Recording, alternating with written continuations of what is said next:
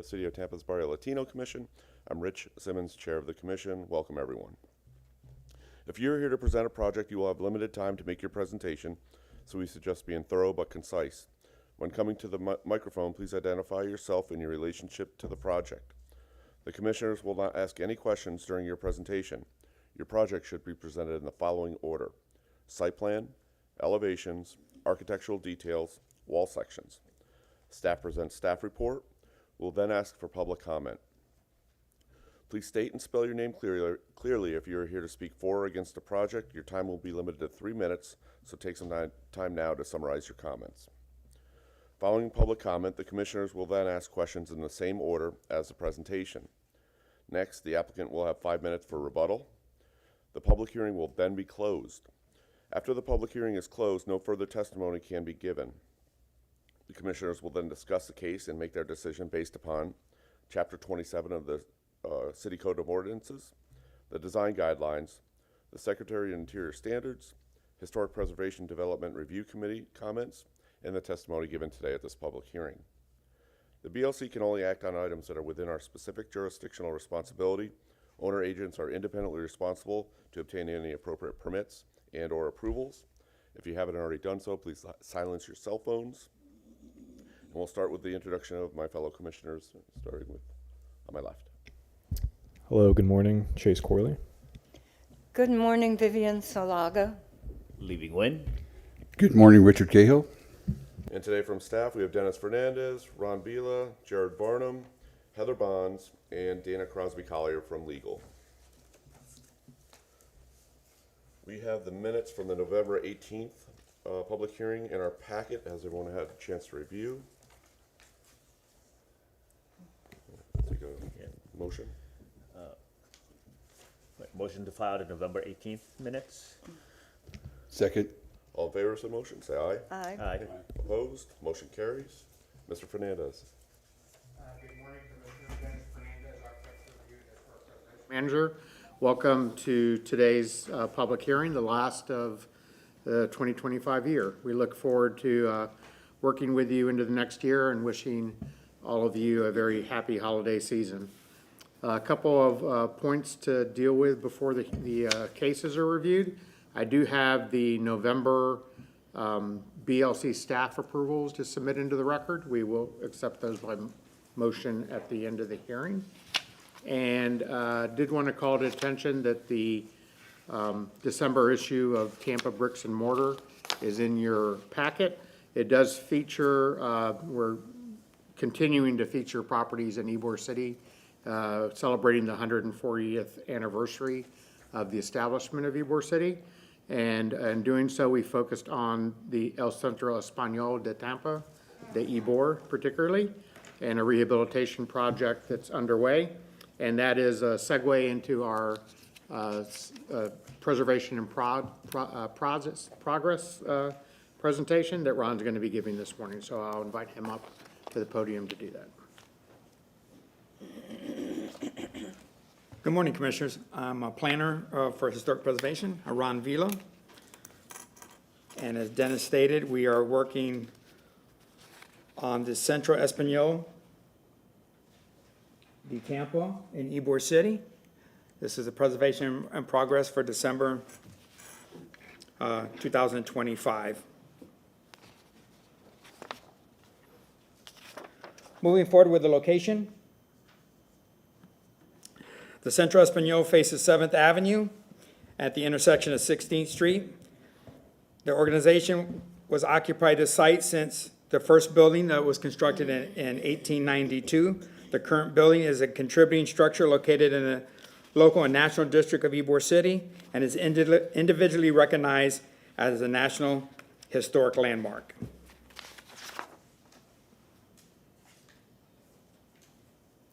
Here we have an aerial on the left that shows the location on 7th Avenue and 16th Street that went through, and now we have the plug building there, but this is an aerial of the building, and this is the front facade of the building, which anchors the Ybor complex.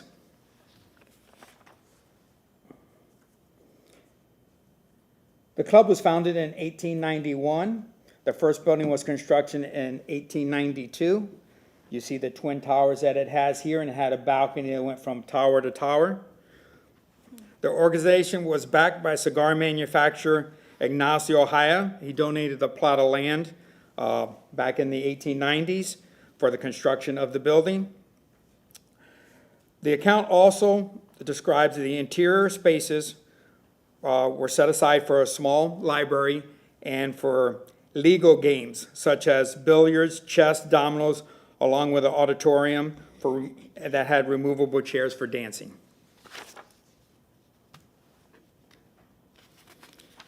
As the club grew, they incorporated a cemetery. The provisions for the mutual aid benefits was also discussed with the Centro Español in its early years, and a small portion of land was purchased for the cemetery in 1890. As part of the expansion of the club, they incorporated a cornerstone, which was the Sanatorio del Centro Español, was laid in 1904. This was the hospital that opened to serve the members as early as 1906. It was located on Bayshore Boulevard. The facility provided surgical treatment and other care for its members. The hospital closed in 1970, and it was raised in 1973.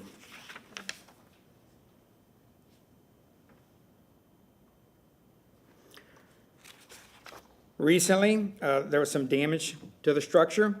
Lightning struck the central and damaged the pier supporting one of the finials at the roof line on 7th Avenue.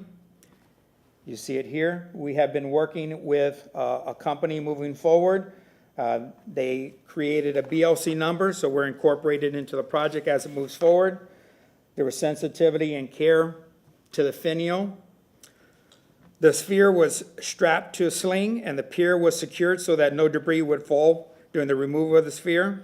Once all the debris was cleared, the steel post that was attaching the sphere was cut, and then the sphere was lowered to the ground and evaluated at that time.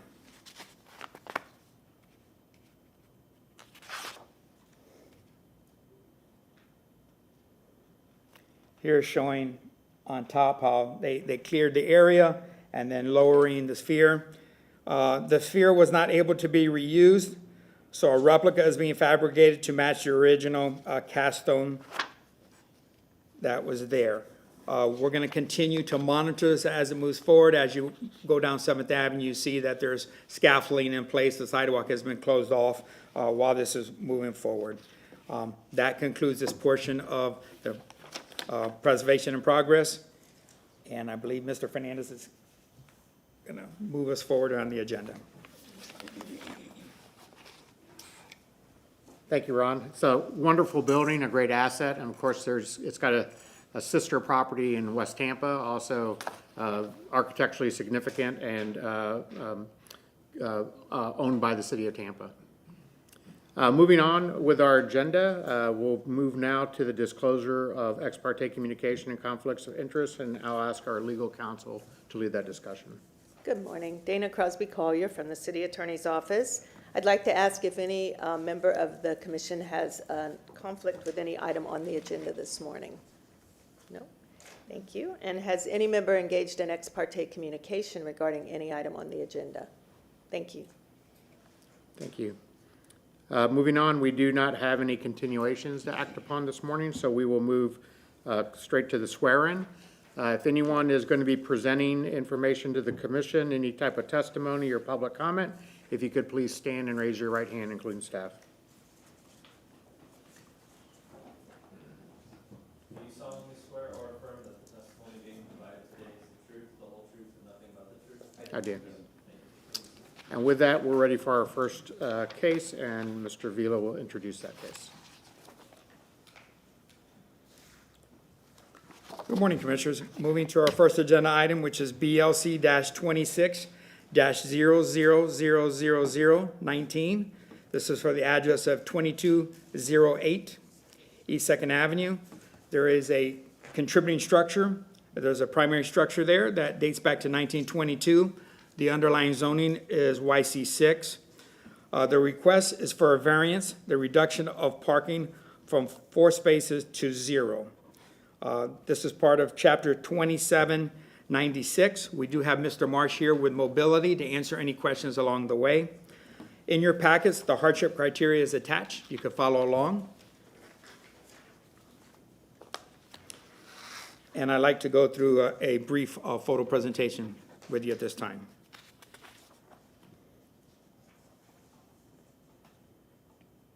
So this is from the early 1900s, the Sanborn map.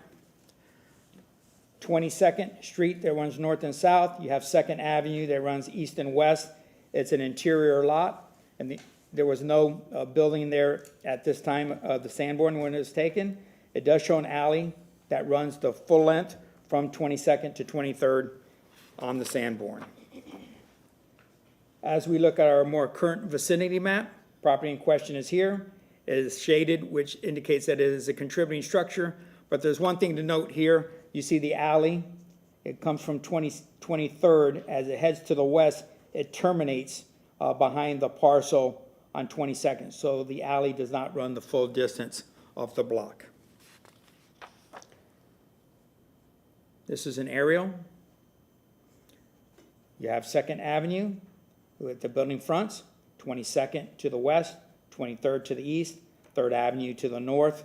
You see the concentration of fabric that you have there that's heavily populated.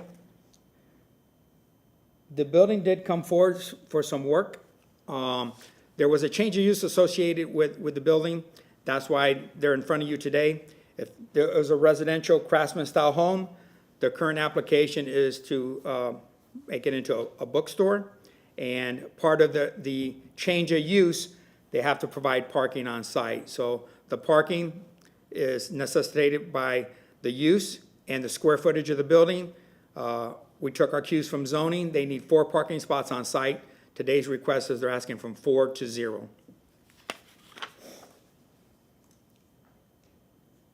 You see some of, this is the south elevation, this is the east elevation. You see some construction going on here. We were engaged in this process and we're monitoring as it moves forward. This is the front elevation and this is the west elevation. You see some foundation work and some work done in the windows. Just to the left or to the west of the structure, you have this area here that could possibly be a driveway. The agent is going to walk through a site plan and show that there's some challenges to address the parking on site. This is the abutting structure to the west. As you look to the west, down 2nd Avenue towards 22nd Street, you see the Fuente Cigar Factory in the background as a point of reference. Some street shots down 2nd Avenue. This is to the east. This is to the west. This is 22nd. The back, they had to incorporate a handicap ramp, and they put a little visor over the rear door. From the ramp to the rear property line, and then this is how the alley looks. The alley's back here, and there's some challenges with the alley. As this project came forward,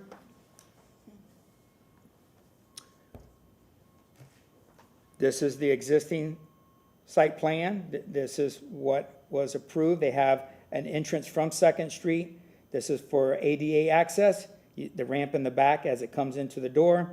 And as part of this process, they had to seek some kind of parking waiver or approval moving forward. So Preservation Department, we looked at it. We were comfortable with the modifications to the structure, but they still have to satisfy the parking agreement. So that's why they're in front of you today. I'm here to answer any questions along with John Marsh, but at this time, I'm gonna have the agent come up, address the board, and then we can move forward. Thank you.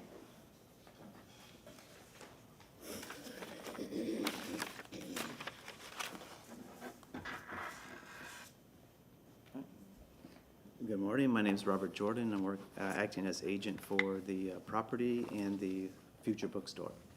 So you wanted to see the site plans first? Okay. So here's, I think Ron just showed this one, in fact.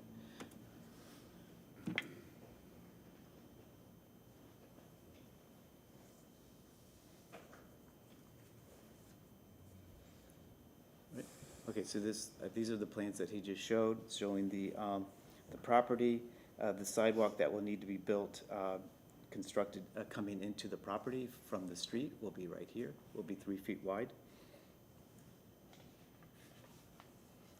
Then we have the front elevations.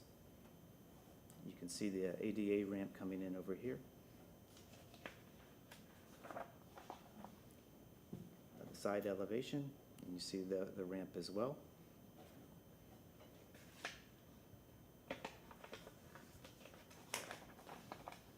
And then the other side elevation.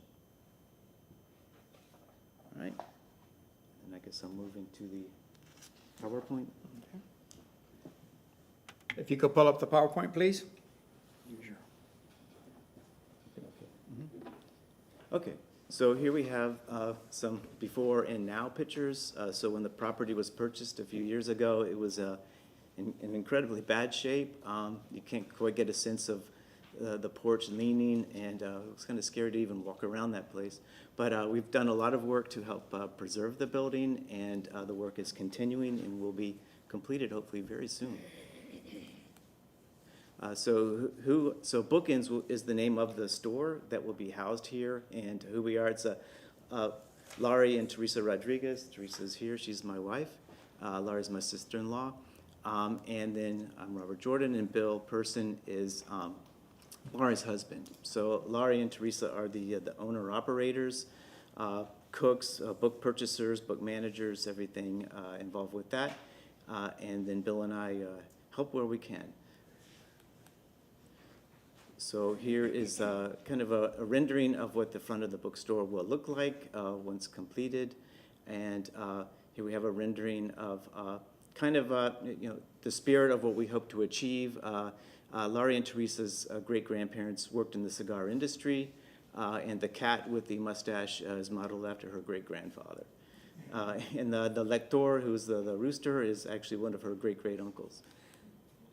So our business plan, we're going to be a bookstore with a wide variety of literary selections of all genres, book-related gifts. We also will serve locally roasted coffee and have fresh baked food, which Laurie will be the cook for it as well. We want to have this as a cultural meeting place for Ybor City, promoting local authors, focusing on local history. We've been operating as a mobile pop-up operation for the last 2 years. And we'll be moving into the building to do the majority of it.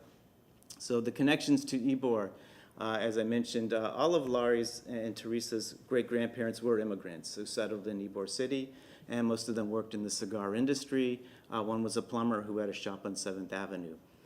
So we have been working very closely in the Ybor community and with very many events. In fact, we were at Centro Asturiano just on Sunday for the big piquinique with all the mutual aid societies.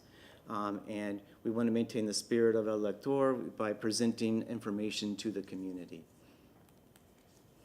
These are just a few of the partners that we've worked with on a regular basis. We've worked with many others. We were at Blind Tiger for one event, in fact. So we've maintained these connections, and for any events we have that will not fit in the bookstore, we still want to maintain these other venues. The Centro Asturiano has a 200-seat theater, so we use that for our larger events. Newman for medium-sized, and we want to continue that. There's a lot of scenes from various book events that we've had. Clarita's Cocina, we did an event with the great-granddaughter just a few weeks ago. We have Gasparilla Distillery, just many, many others. We did an event downtown, part of the city of Tampa's World Car Free Day. We did that event a few months ago. The City Archives Awareness Week, we've done that 2 years now. So just wherever we can go, and there's our bookmobile that we take around to these places as well. Was it Raymond from the Rays was enjoying it as well. Here are many local authors that we've worked with. So we always want to promote local authors, and there's an amazing amount here in the Tampa community. And we've done events with them where they'll come and talk about the book, have a book signing afterwards. and just sit and talk with people. It's an amazing community of authors, and we're always happy to help support them. And any event we have, especially that's historical, they get the biggest crowds. People really are into Tampa history. So here's just a few more shots. Here's where they were working on the front of the building. You can see it kind of disassembled, recreating the porch. The columns that were falling apart were reassembled and preserved back to their original state. And really through the help of the county and the city, we've had several grants that we would not have been able to do it without the grants. So we're very thankful for that as well. Okay, so here's where we're getting to as far as the parking situation. Because of the nature of the building and the change of use, there's really no room to have parking anymore. So with the ADA ramp on the west side of the building, we're not able to fully accommodate that.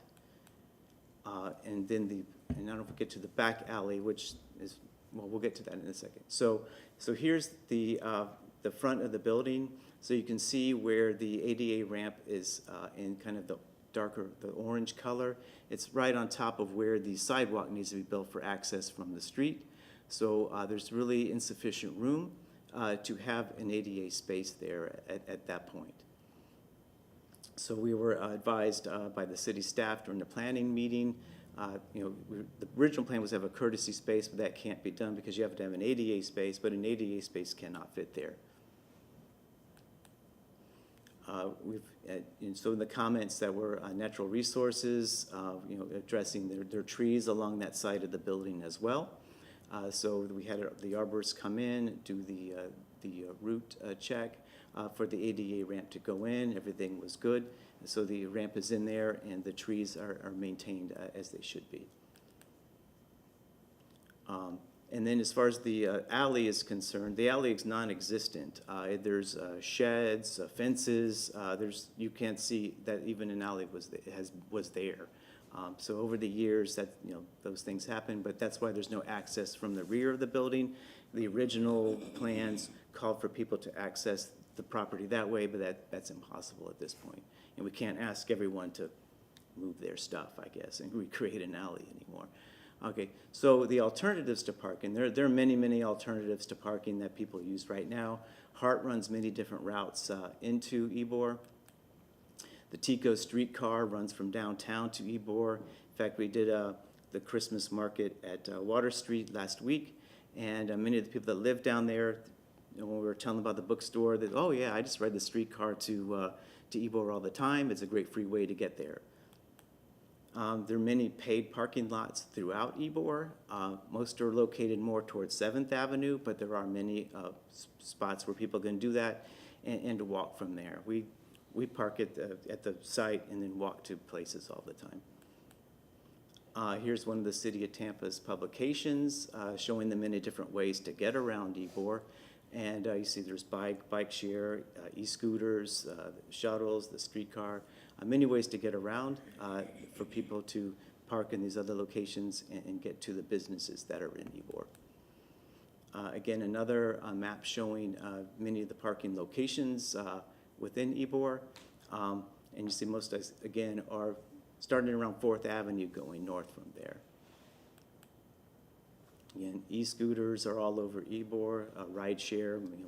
Most people use Uber, Lyft, things like that to get around. Here's an aerial. Ron alluded to this earlier. So we did contact the owner of the car park, which is, 2 blocks over to the west. So we tried to enter into a contract with them. They did not guarantee that spaces would be available. They're not going to be marked, but we would pay them on a monthly basis. But the problem with that is you have to get from 2 blocks over, crossing 21st Street, 22nd Street, which are quite busy. There's no crosswalk, no traffic signal. Then once you get to the corner of where we are, there's no sidewalk on the north or south side of the street. So people would have difficulty. Am I out of time? Yeah, but we're going to grant you more time. How are you about like halfway through your? Oh, I'm getting near the end, Okay. so very We're going close. to go ahead and grant you we have a motion? Yeah, for- motion to extend applicant's time by 5 minutes. Okay, yeah, I won't take. Aye. Aye. Opposed, motion carries. All right, thank you, thank you. So, yeah, there's no sidewalk. In fact, the existing sidewalk even to the east ends right before our property. So we're gonna have to install a sidewalk, at least in front of our property, but the two to the west do not have a sidewalk. The south side doesn't have a sidewalk either. So what we're requesting is a waiver, reducing from 4 to 0, based upon these points. The access to the alley does not exist. The ADA ramp prevents proper access on the west side of the building. The nearest pay lot is 2 blocks away with no crosswalk, crossing 2 very busy streets. We contacted the vendor, he started the work of a contract, but then it was kind of silence after that, even with several reminders.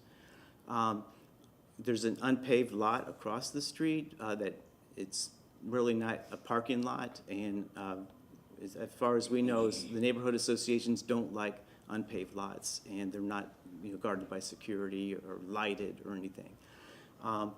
This hardship is not the result of our own actions, and this variance will not substantially interfere with the health, safety, and welfare of others, because there are many other ways to get around.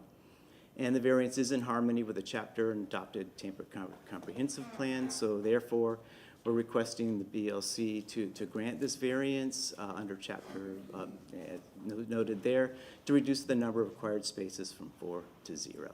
That's our humble request. All right, and that's the end of my presentation. To the record. So just read the answers. Okay, so I'm going to read into the record. This is the statement of variance hardship, Exhibit C1. I'll, I guess, just read the answers, not the question. Okay, so for number 1, the size of the lot is not conducive to allow for parking on site. The required buffer, trees and fencing, ADA accessible ramp, and sidewalk will take up the majority of the space on the west side of the structure, as well as the backyard, leaving no space for parking. The alley is not formally vacated, however, it has been taken over by the residents and is blocked by structures and fences, which makes access impossible, adding to the hardship. For a pre-planning meeting with LaShawn Dock on 6/5/24, an on-site parking space is required to be an ADA, but available space cannot accommodate ADA parking. For question 2, requiring our patrons to park at the nearest leased parking area would still require them to cross a very busy 22nd Street and 21st Street, which has no signal or crosswalk. Additionally, there's no sidewalk in front of the property and leading west to 22nd Street. The burden of citing a 5 to 10 year contract is truly a hardship for a small business to face, especially when the Tampa Move citywide mobility plan is continuing to evolve and parking requirements may change within this time frame. Question 3. Granting this variance will not substantially interfere or injure the health, safety, or welfare of surrounding property owners. Less than 30% reside in the community. If granted, the variance will contribute to the health, safety, and welfare of the property owners by providing safety lighting and occupying a previously vacant space in a neighborhood plagued by blight for many years. Neighbors will walk and bike to the bookstore, where we will provide programs, book discussions, and cultural events that will contribute to their physical and mental health and well-being. Question 4. When the existing structure was built, cars were not commonplace for every household. Most of the homes in the surrounding areas did not have cars, and those that did parked in backyards via alleyways, which are no longer accessible. The Tampa Comprehensive Plan calls for attractive tree-lined streets with shops and housing that is walkable, improving the character of the adjacent neighborhood. We feel our bookstore will help accomplish this goal by having a storefront unobstructed by cars, by preserving the charm and history of the area. Number 5, granting this variance will allow us to launch a socially and culturally beneficial business unburdened by additional expenses to the business and inconveniences imposed upon our customers. Preserving this historical building has provided significant aesthetic improvement to the neighborhood, and the nature to the business will be a benefit to the community. And number 6, our architect has worked closely with the BLC to ensure the structure maintains historical standards and appearance. Part of this history was a walkable, bikeable neighborhood with the view of the home fronts unobstructed by vehicles, and granting this variance will help achieve the City of Tampa's goal.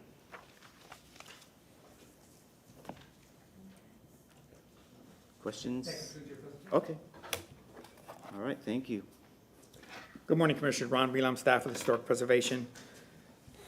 In your packet, there's letters of support. There's 7 of them that are attached, and you could read through those.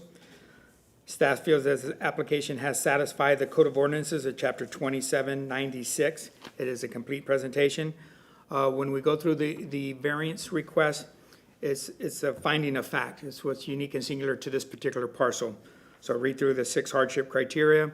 He's satisfied the conditions to demonstrate that the parking is a challenge on site.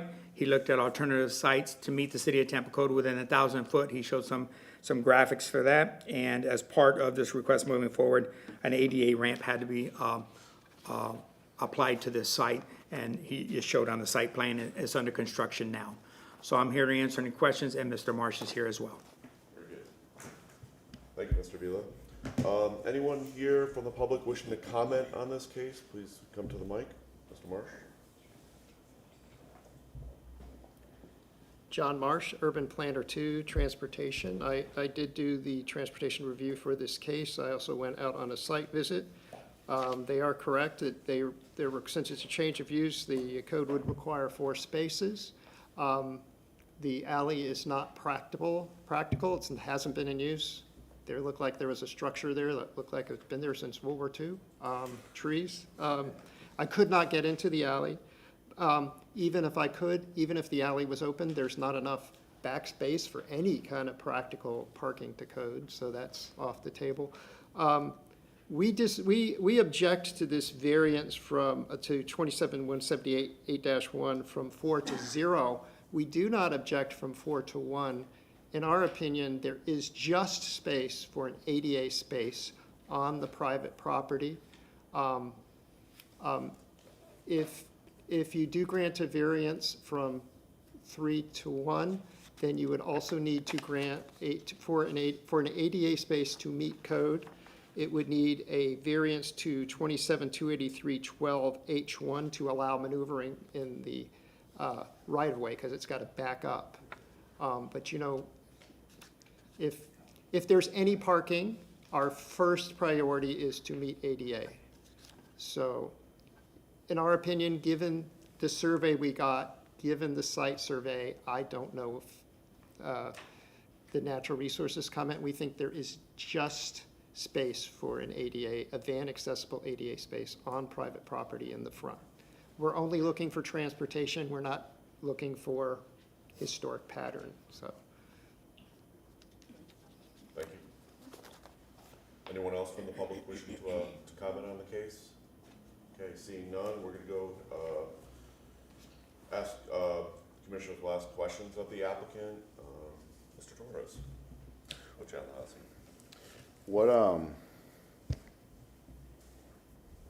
I know that you mentioned that the history and the connection and being part of Tampa, but why do you guys pick this building to do this project? Several reasons. One was, okay, I'm sorry.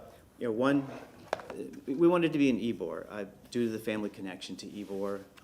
Also, Ybor is really on its way up. It's been through many cycles throughout its history, and it's really in a great upward cycle now. And there's really no similar bookstore in Tampa anymore. So we wanted there. The family connection was one, and then the structure was the other. It was a great structure. The price was right. We didn't realize the extent of work that had to be done to it and how long it would take. But we've muddled through that, and we're getting close to the end. Just the reactions of all the people we speak to on a weekly basis. They're in the Centennial Park Market almost every Saturday, and we go to many other places, and we show people pictures of it, where it's located. People are very excited that this will be in Ybor City and will be accessible. We have the various apartments along the way, and people walk past it all the time, and they get excited seeing that it's right down the street from them. So it'll be in walking distance for many residents, and I think that's one of the major attractions. That's it. I'm good, thank you. Hey, good morning. Morning. Just want to talk about, so on the statement variance hardship, number 1, it says ADA or available space cannot accommodate ADA parking. And then I know we just heard from the survey there might be just space for one spot. I just want to confirm If someone needs like ADA access or assistance, could they realistically be dropped off in front of the building and then safely access the Right. building from the street? Yeah, so the 3-foot sidewalk will go all the way from the ramp to the street, so they will be able to access it that way.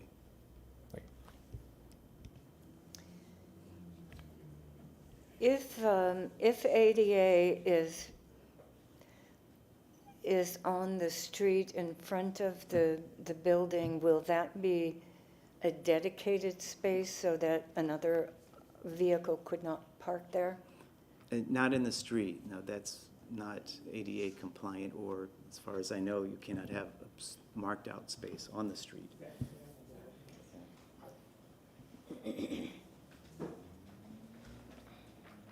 It's a good question. There have been a few cases in Ybor where there has been on-street paved parking where they have reserved an ADA space. There isn't on-street, it's just open street right now. And that would have to be something to be negotiated with the city parking division. I tend to think no. If you do have an ADA space, it's open to it's open to anybody. Okay. I noticed, a big pardon? Can I ask a question of John? Yeah. Oh, yes, sure. Does the city have any plans right now to stripe that Second Avenue section between? Not that I'm aware of. Not that I'm aware of. Okay. Why wouldn't they?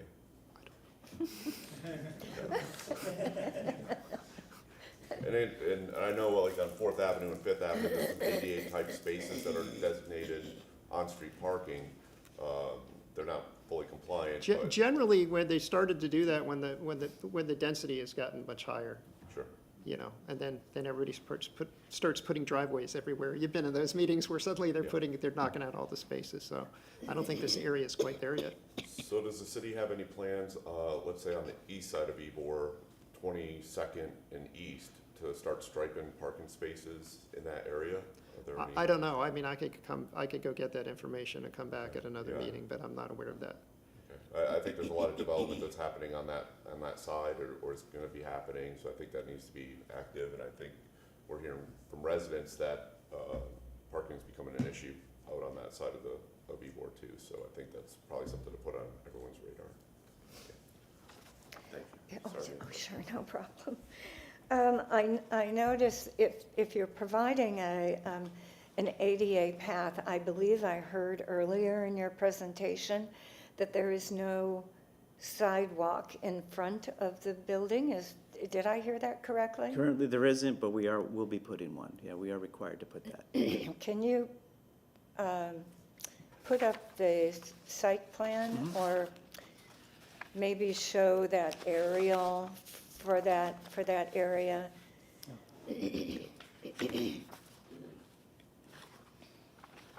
you pick that up? Yeah. No, I think maybe you picked it up. Oh, Yeah. I'm sorry. I have it. So, And I ask the question because if you're planning to put a sidewalk, now does that, at the bottom of that drawing, which would be the south end, is that the property line is the dashed line that's right. So from shown here- on there? So currently, there's a sidewalk going this way. It stops right at our property line, but we will be pouring a sidewalk here, going all the way across to the other side of our property. So there will be a Okay. sidewalk there, and then, of course, the one coming this way, all the way to the street. Does that answer your question? Yes, I suppose. In the approval for the certificate of appropriateness, was the sidewalk included in that? Since it doesn't show here. Good morning, Ron Vila with Historic Preservation. The sidewalk was not part of that. We focused on the structure itself and the rehabilitation of the structure. So you saw some pictures of where it was at and the work that's being done. So the care was focused on the structure itself and the walkway coming from the street to the ramp. But there was no discussion about the sidewalk. So if the sidewalk is to come at a later date, they would have to make application, and we'd approve that with the other departments chiming in to make sure it was code compliant. Okay.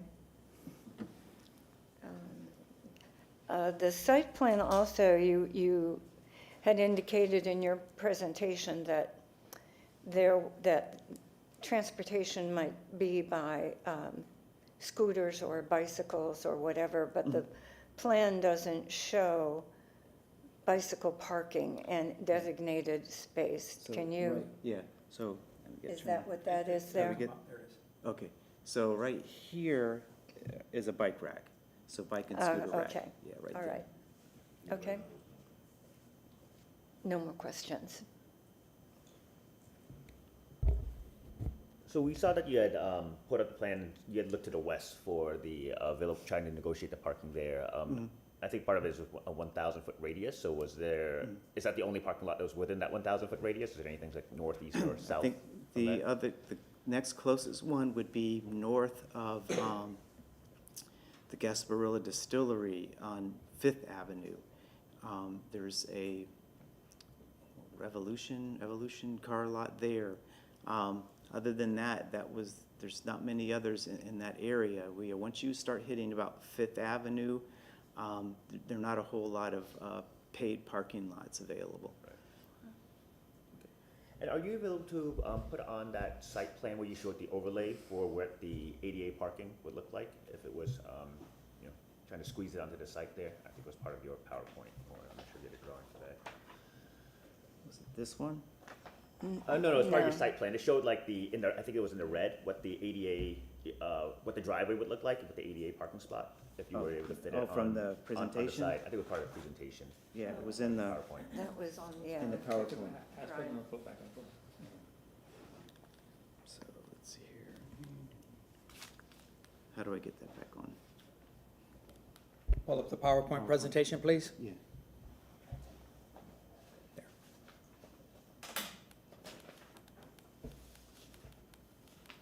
This one? Okay.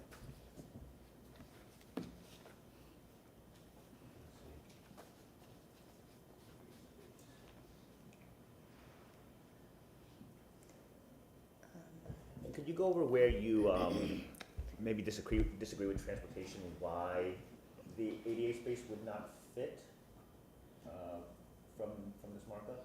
Because what we were told by one of the, I guess was it LaShawn? Our architect initially thought Yeah. that, Yeah, this is Teresa Rodriguez. I'm Teresa Rodriguez. Our architect originally thought that we would have room for the ADA spot and the sidewalk.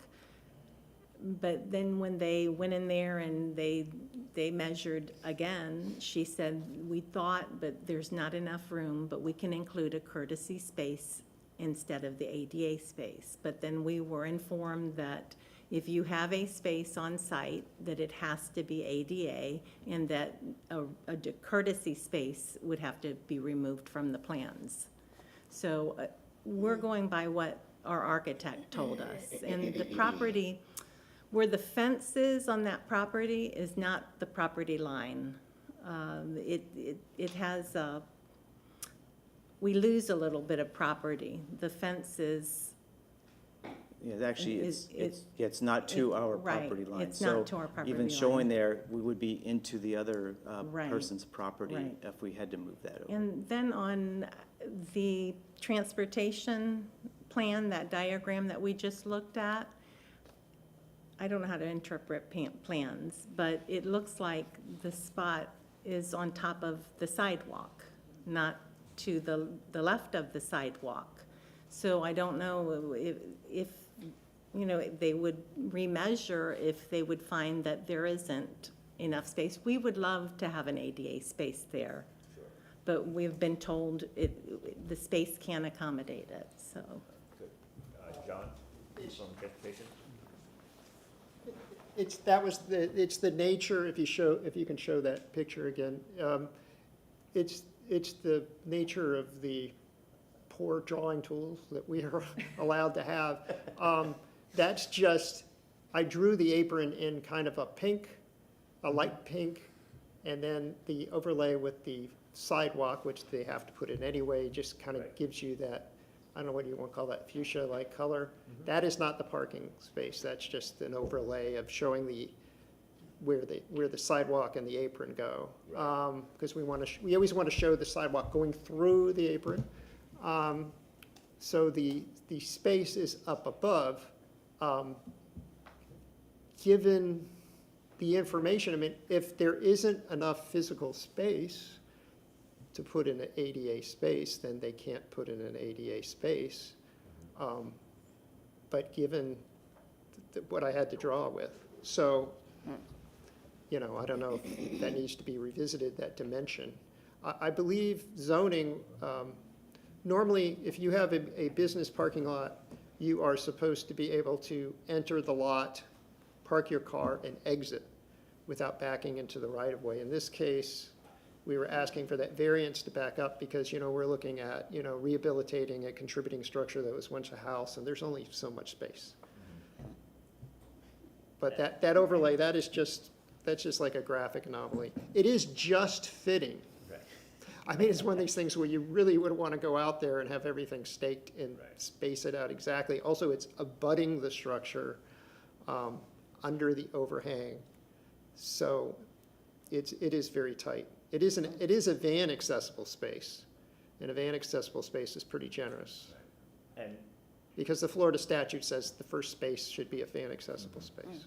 and is it a requirement, because they have to provide an ADA path to the ramp, right, from the sidewalk?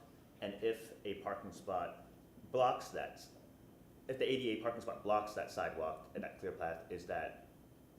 Yeah, Is but that they, legal? but they should be, Yeah. the sidewalk was going through, so they should be able to, the path connected also to the sidewalk. So if you're on the sidewalk, you should have been able to go You up should be and able to through, around. but I'm considering if there's a second person in like maybe a wheelchair or something coming in from the sidewalk itself, right, and then someone's parked in that Well, spot. that happens all the time. Yeah, right, I mean, you know, occasionally there Yeah. must be a situation where you have to wait for the other person. Sure, and I mean, people park on sidewalks too, right, and, you know, block paths and all that as well. I'm just wondering if it's, I know we're trying to make the best of what we can in certain ways. Yeah, Um, so yes, that was, if you say there is no parking requirement, then the ADA issue becomes moot. In our opinion, there is space for just one. You know, I don't know if there's any other information that would say that there isn't space. Okay, all right, thank you. If it was determined that an ADA space fits, how would the sidewalk to the ramp work? The sidewalk to the ramp. The So- sidewalk to the ramp around back, how would the disabled person get out of this vehicle and safely get to the sidewalk behind the ADA space? Yeah, so, Oh, is that what that is? yeah, so it would all be. Okay. Yeah, to the, I gotcha. Thank you. yeah, so you would like slide that salmon colored bar over. So it would be the space, the gridded area for the access to the vehicle, and then to the right of that, the 3-foot sidewalk. That's where they would access from there. Now, I believe, don't they want us to put a fence at the corner of the building? Yeah, so they're wanting us to put a fence at the corner of the building, which would move all that even further down, and then, yeah, then you're blocking the sidewalk going across from east to west.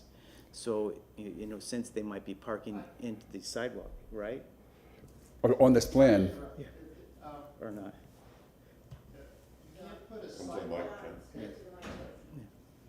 I'm a little confused by the comment. I understand if the adjacent property owner wants a fence to the edge of property line, but the sidewalk should be in the public right-of-way, so it shouldn't be blocking. So I guess I'm arguing that a person could go down that sidewalk, go up the, you know, the ADA buffer path and go around. It is not ideal, I admit. isn't that path partially on the adjacent property? That was not, there, you know, going by the drawing, there appeared to be That just blue, enough that dotted space. Yes, line if it's only like a adjacent to the blue. 2-foot, if it's only a 2-foot path, let's say, other than a 3-foot path, or, a 5-foot buffer, and it's only like a 4-foot buffer for the ADA, then there's no point in us going through Right. for this, so.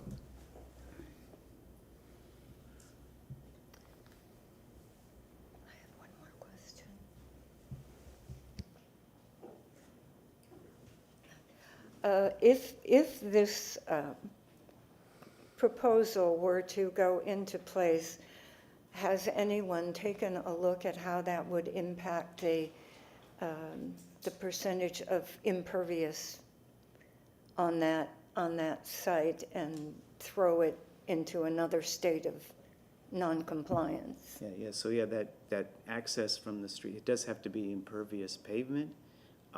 So if this were to go in, it cannot interfere with it. So it would all have to be, adjacent to it, not on, not abutting to it or not overlaying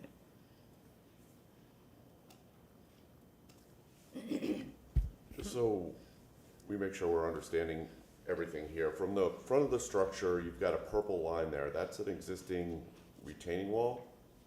That's it. Right there, there's a So retaining. that retaining wall doesn't go all the way across your property, it stops. It's even with the house, so at the corners of it goes all the way to the right, but then it stops on the left, even with the corner of the building. Okay. Okay, and is that part of your project to restore that Yes. wall? Okay. How high is that? I'm kind of looking at like grade changes here, where you have the ramp at the back, and then your sidewalk's gonna be sloped down to the front. So you have the retaining wall, then you're gonna have the new proposed sidewalk. Is that space just right away out there, or what are the two squares? Is that? The squares? Yeah. Those are columns on the corners, is that what you're referring to? No, down in the lower right-hand corner, by the red box, the note box. Oh, what are- the water meter and an Oh, okay, electric so meter, those are just in-ground utilities. Right. And then you continue moving forward, then you have a curb there, right, and then the street. So you Right. have a pretty good amount of right-of-way, like, frontage. Yeah, so that's all grass area at this point. And you'd be able to get the slope of the sidewalk, and I've heard multiple things. Is the sidewalk 5 feet wide or 3 feet wide? The sidewalk is 3 feet wide. Okay. And then, what's the dimension of the light blue box? Well, I'm talking this sidewalk. Yeah, Right here. yeah, Sidewalk in front. the east-west sidewalk, I believe, is 3 feet, is that correct? I don't recall, is it 5? It might be 5 feet, East-west, but the north-south one, 3 feet. 3 yeah. feet. So that doesn't help you. Right, and even with a 3 foot there, you still need a 5 foot path. So the cyan box, what's the width there? Are you able to get the full, Doesn't look Yeah. like it. the width here from this to here? Like, cause if they're gonna take anything and move this, they're gonna have to move this whole thing here and then use this new proposed sidewalk as your accessible route. Except that if the person was driving the car, they'd be getting out Right. on the left side and would be impeded by, they'd be impeded by the fence, they couldn't open the door. Well, that's what the light blue box is for, right? Supposed to be the 5-foot ADA strip. In the way that it's shown there, yeah. And 5 feet are required, correct? Oh, so that's like an L shape, it's not an overlay, okay. Right, it's no shape, so then they would get out and kind of go around. Is this blue box partially on the adjacent property though? No, No, that's still your property line, that's your fence up here. So you said the fence is not on the property line, right? Oh, I gotcha. This is that property line, it's attached. Okay, sometimes we answer our own questions. I appreciate that, Gotcha. thank you. Okay, all right, thanks for clarifying on the retaining wall and the parking. Yeah, I don't have any more questions at this point. Any other questions for the applicant or No. city staff? Okay. Okay, you have a few moments if you'd like to summarize your comments. I know you, talk about wanting the space. I'm not sure if it's, gonna happen or if anything else that we discussed, if you wanna summarize that when we close the public hearing. Just, as I mentioned in the points before, we want the spaces, but it just doesn't look like it's feasible to be ADA compliant, and of course, we have to be ADA compliant if it's done. So that's why we're asking to go from 4 to 0. We want to accommodate people as well as we can, but we want to stay within the rules as well. right, Thank you. thank you. Yeah, we're gonna go ahead and close the public hearing at this point and have discussion amongst ourselves of what's been presented. Let's start us off. Not this one.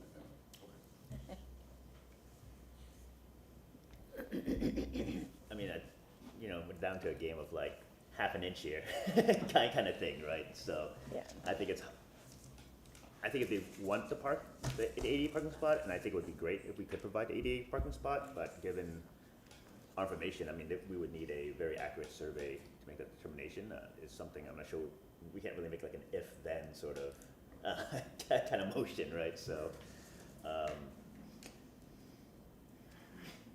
yeah, but I think it would be nice if we could provide that ADA parking spot on the site, and it looks like there could be some work and maybe try to squeeze that in there on site. Yeah, I think it just opened up the can of worms. If Yeah, they can't if actually they can't. get it there, and then Yeah. you're going onto adjacent properties and you're under the building, so I think the cleaner solution is not It's making a not- requirement Yeah. at all. And, I do think that the hardship criteria has been met, the 6 criteria there.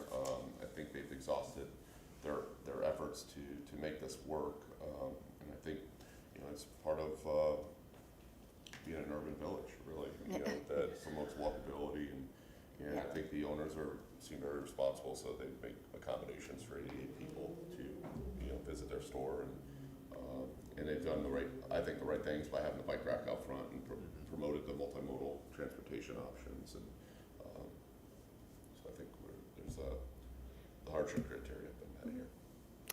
Ditto. I think you more than adequately expressed the concerns and the compliance with the hardships. So I would agree. I think they've done their best, and I feel that it would be better suiting to the neighborhood if the parking space is 0. Parking requirement would be 0.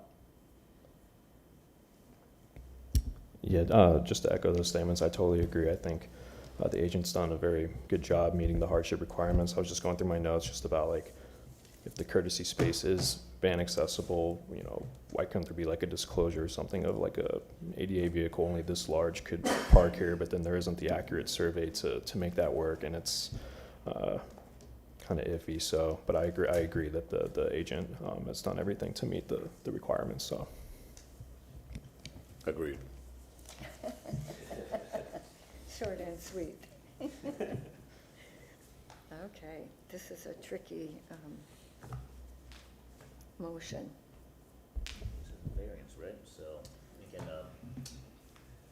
move that the variance request in case BLC 26-00000019 for the property located at 2208 East 2nd Avenue be granted as depicted on the site plan presented at the public hearing for a parking reduction from 4 to 0 based upon the petitioner meeting the burden of proof with regard to the 6 hardship criteria set forth in Chapter 27, Section 27-96D of the City of Tampa Code of Ordinances for granting variances as stated and the evidence provided in this public hearings. Specifically, that the applicant meets all criteria in their statement of variance hardship and due to the lot size. Second. Okay, no conditions. All in favor of said motion for the variance, say aye. Aye. Opposed? Motion carries unanimously. Congratulations. Okay, we'll move on to case BLC 26-00023 and TA CPA 2516.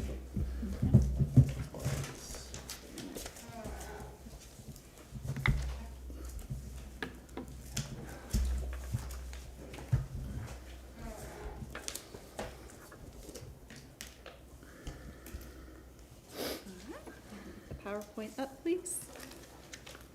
Hello, Heather Bonds, Historic Preservation Specialist. The second case today is brought to you by the owner, Maynard Pereira. He's a trustee for Maccabee Personal Property Trust. This is case BLC-26-00000023. Is also a planning commission case, TACPA 25-16.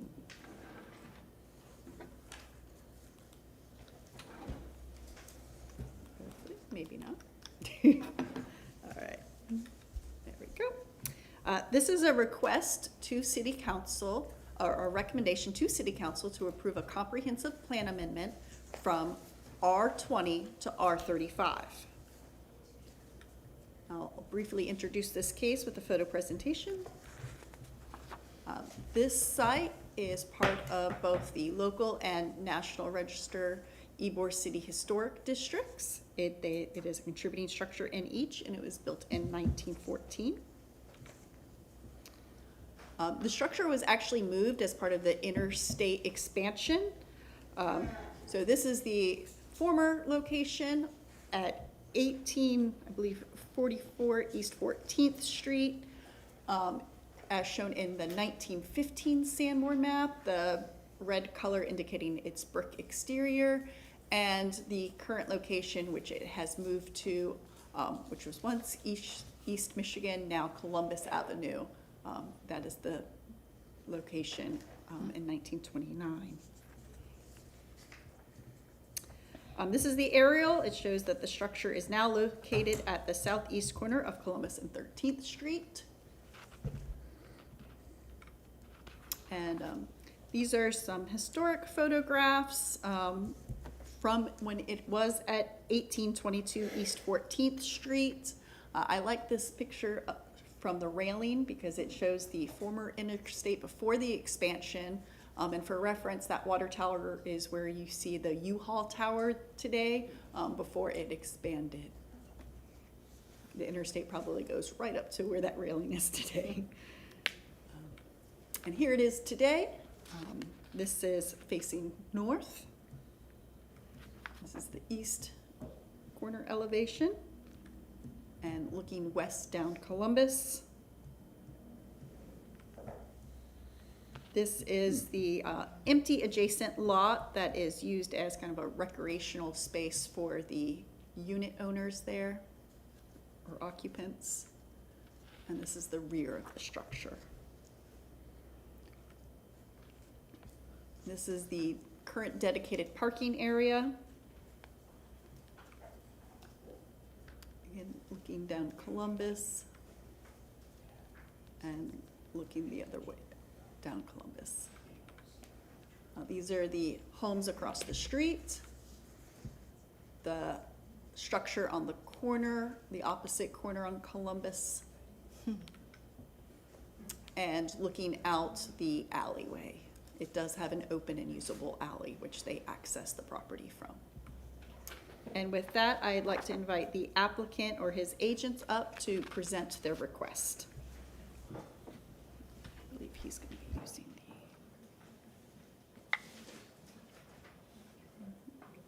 All right. I switched it over, so you should be able just to lay it down there. There you go.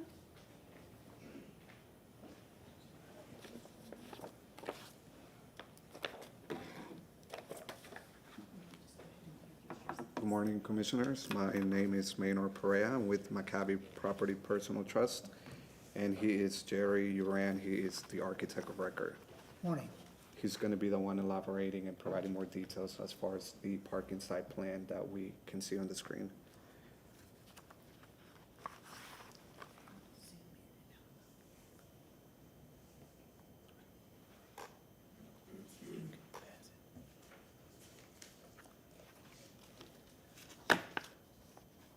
The existing building is a two-story brick containing 4 units on the ground floor and 4 units on the second floor.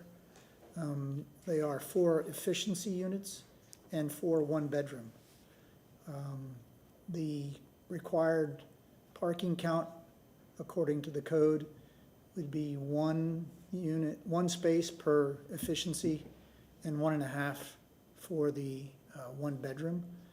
Which would give me a total of 10 parking spaces. We do meet that requirement. There are 9 plus 1 ADA compliant with an accessible aisle. All of them are 9 by 18, and the ADA is a 5-foot aisle with a 12 by 18 space. Pretty much cut and dried. We meet what's requested. We would like to go forward and get it approved. I do have a photo presentation that I would like to go ahead and continue with. So that is a historic photo that can be found online. It's the building, and it's also known as the Quetzal boarding house back in the day. This is other additional photos that can be found online as well.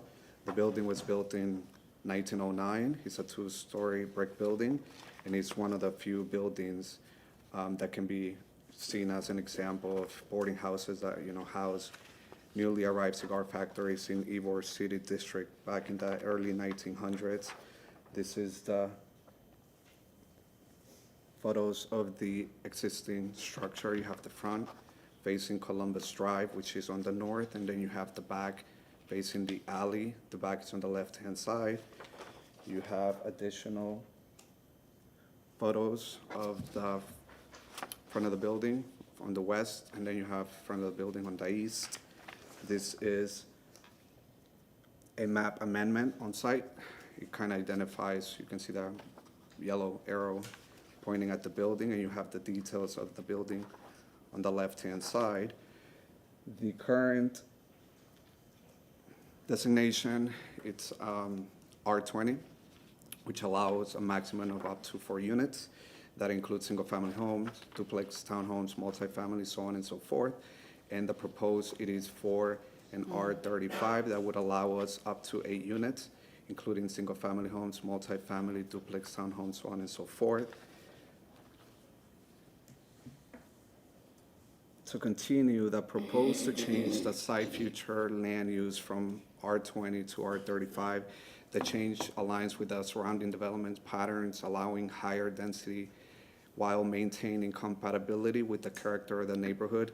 Additionally, the amendment does not increase the intensity of non-residential developments and introduces no new land use types beyond those that have already been permitted under the existing R20 designation. We come before you guys to respectfully request your support for this amendment, as its approval will enable the development of much-needed affordable housing in Ybor City and directly contribute to meeting the housing needs of that community. This concludes my presentation.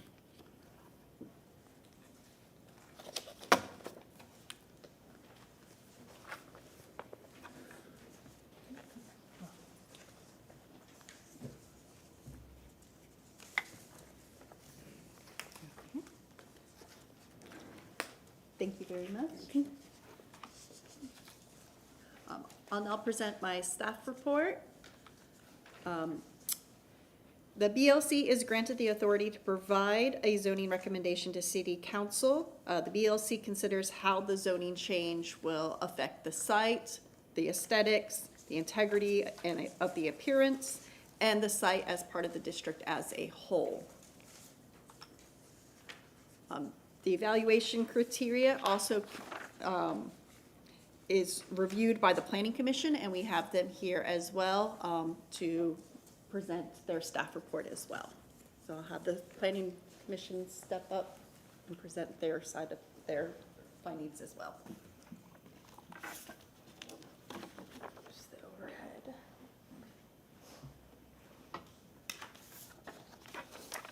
Good morning, Megan McCarthy, Planning Commission staff. This is our presentation on TACPA 2516, located at 1301 East Columbus Drive. So the request is privately initiated, small scale, and is approximately 0.24 acres. The request is to go from a residential 20 future land use designation to residential 35. The general location map showing the site located within the Central Tampa Planning District, the East Tampa Urban Village, the VM Ybor neighborhood, the Ybor City Local Historic District, as well as the East Tampa CRA District. This is a site map showing the subject site outlined in yellow and the surrounding area. The surrounding area is a mixture of uses, including single-family attached and detached to the north, south, and west, and scattered commercial uses, the Academy Prep Center of Tampa, and a recreational area to the east along North Avenida, República de Cuba. This is the current adopted future land use map. The site is shown outlined in black under the residential 20 future land use category. To the north, south, and west of the site is the residential 20 category, and to the east of the site is the community mixed use 35 designation, as well as recreational open space. This is the proposed future land use map showing the subject site under the proposed residential 35 designation.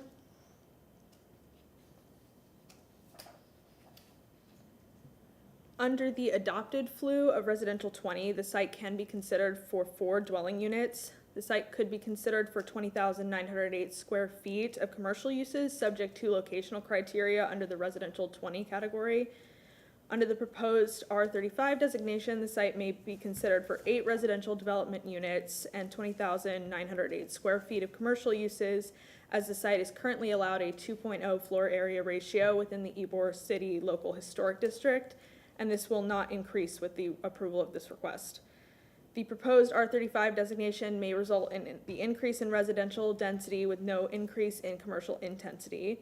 Any non-residential uses would be subject to locational criteria, which remain the same under the R35 designation.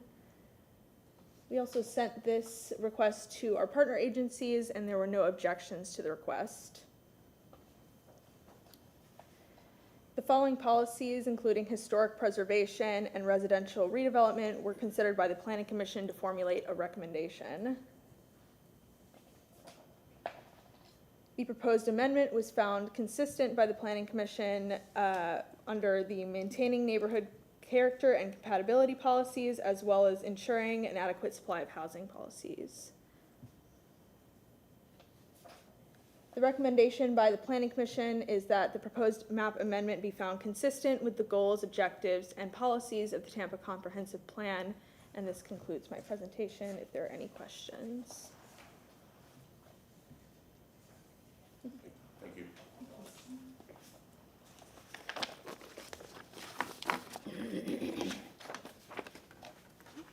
Take your paper.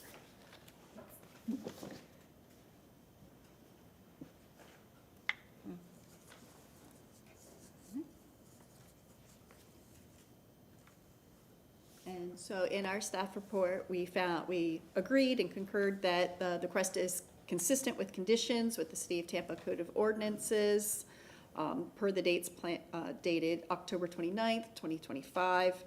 The conditions listed in the staff report is that they prepare a presentation that they provided today, and that they demonstrate that the site has the ability to accommodate the proposed intensification with those extra units, and proof that it can accommodate the increased parking requirements, provide all illustrations showing existing conditions and proposed request, including a site plan, which they provided, submit an overlay map indicating the Ybor City Local Historic District boundaries, and provide a floor plan to show the division of individual units. I believe he provided that verbally. And with that, we'll take any questions. Is that the end of your staff Yes. report? Okay, we're gonna open up for public comment. Would anyone here like to comment on this case? Please identify yourself. Seeing none, we'll ask some questions of the applicant. Mr. Torres? No questions. I don't have any questions at this time. Thank you. Well, the same here. It was very clear in the presentation, and I had only one question to staff. When the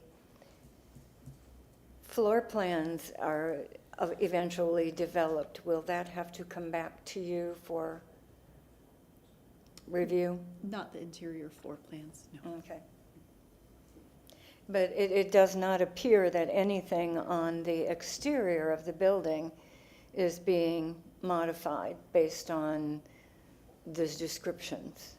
That's correct. Okay. Is this building currently in use? No. No. That's a great example of adaptive reuse of this building.